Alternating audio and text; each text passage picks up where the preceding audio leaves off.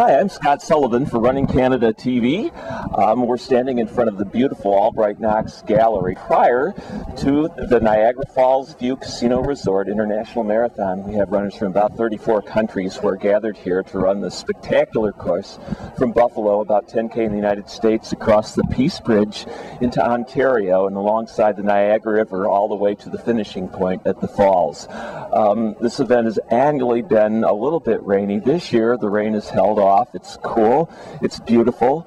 The runners will have an opportunity to run through a lot of fallen limbs, the result of a rare and unprecedented October 12th snowstorm that, sort of stripped the trees. In fact, the presence of the marathon has encouraged both the Ontario and some New York officials to hasten the cleanup. But it looks like a gorgeous day for one of the highlight races in North America. Josh Cassidy is the winner of the Niagara Falls View Casino Resort International Marathon, wheelchair winner. Josh, congratulations. Thanks very much. How did your race go? Pretty good. It was a bit better than I expected, and tailwind for a good part of the way, so it was a good race. Anyone close? I'm not too sure. I don't think so. But. All right. How was your time today? Not a personal best, but it's better than I was expecting to at this point of the season, so I'm happy with it. What kind of issues does a wheeler face in a rainy race like today? It becomes very difficult because the races are more technical with the gloves and pushing because it can get pretty slippery. So you have to have the right type of either sandpaper or clister glue to kind of fight that. So it becomes a little difficult with the rain, but it worked out okay for me today. What about traction on the actual course surface? No problem with that at all. It's with the rain, it's okay. More problem is with the wind. If there's a really strong headwind, then it gets to be pretty tough. But, oh my heavens! Yeah. Well, what's next, Josh? Detroit next weekend, and then New York the weekend after that. Do you have a goal time for Detroit? Better than this one, and then New York. It's the hardest course I think out of the three, but I hope to do the best in that one. I'd like to place the best. So absolutely. Well, congratulations, Josh Cassidy, winner of the wheelchair marathon today here. Thanks very much. We're speaking to a marathon finisher today who's pretty special.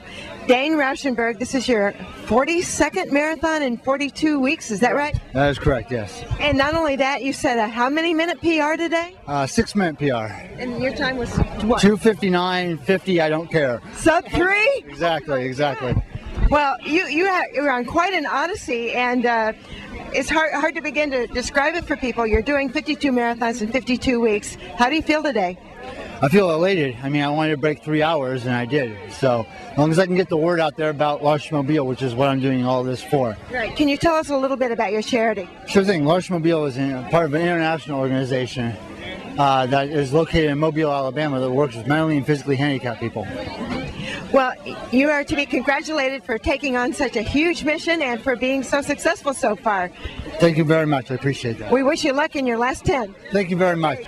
With marathon runner-up Kate McNamara of Hamilton, a two-time Around the Bay winner, I believe, and today the former hockey player has run a personal record 2:48. Congratulations, Kate. Thank you.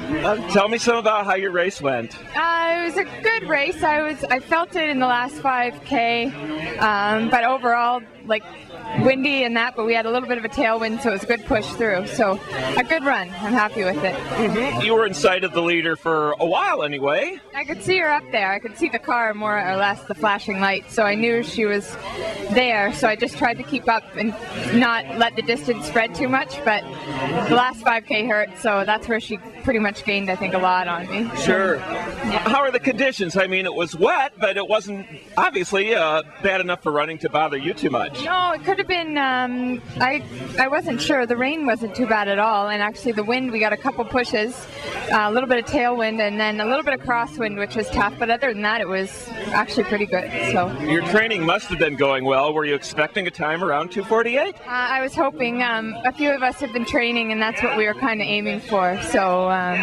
yeah, I think anything better than that, and I would have been ecstatic. And even this, I am. So I can't complain. I'm happy. So. Sure. Well, what's next, Kate? You know what? I don't know. I kind of go with it. So we'll see what comes up. For sure, the Bay. So sure. Yeah. Sure. Yeah. Well, hey, congratulations on your race today. Thank you very much. Roy Rogers is the elite athlete coordinator at today's race. Roy, it's a little bit wet, but it's been a not too bad a day for our runners. As organizers, we don't really have anything to complain about. You know, like I mentioned to some of the runners, these are the best conditions we've probably had in 3-4 years. So they're not complaining. If they're not complaining, I'm not complaining. Can you tell me a little bit about maybe some past Olympic trials here? Well, at that time, I was a high school athlete.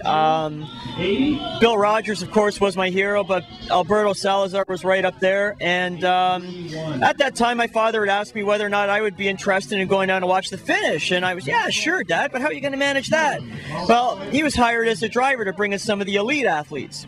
So I said, no, there's no way. And he was, yeah, he says, wear this tag, come down to the finish line. So, make a long story short, it provided me the opportunity, one, to get Alberto Salazar's autograph, but I had a chance to talk to Pete Fitzinger for 2 or 3 minutes after that. And it was, you know, that was my inspiration. I was struggling with running at that time, and that, I can say, was my inspiration to restart running again. And when Jim Ralston asked me to be the elite athlete coordinator, I'm re-inspired by running again. I'm back running competitively again, and it's something I thoroughly enjoy, and I have Jim Ralston to thank for that. Steve Bohan is the Canadian champion, good for $2,500 and third overall in today's marathon. Steve, tell us about your race. It was a good race. Going through Buffalo, it's a little bit windy, a little colder than maybe I expected it to be. But once we got out of Fort Erie, the wind went out our back, and it was just a stroll home, if you will. It was a good, solid race, I think. How are the conditions out there? It didn't seem to bother you much. No, it was really nice to have the wind at our back. It made the running a little bit warmer and helped push you along a little bit, especially the last couple of miles. Well, this is your first time at Niagara Falls. How did you like the course? I thought the course was pretty quick. Way back in the day, it used to be the U.S. Olympic trials, actually. Sure. And I think you can run really fast on it.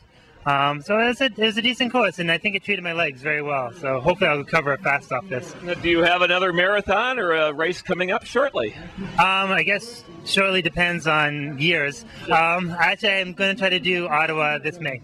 All right. Well, your time today was 2:29 in sort of wet conditions. Do you have a goal for Ottawa? Well, yes, I do have a goal, but I'm going to keep that to myself for now. All right. Well, congratulations on a great race today, Steve. Right, thank you very much.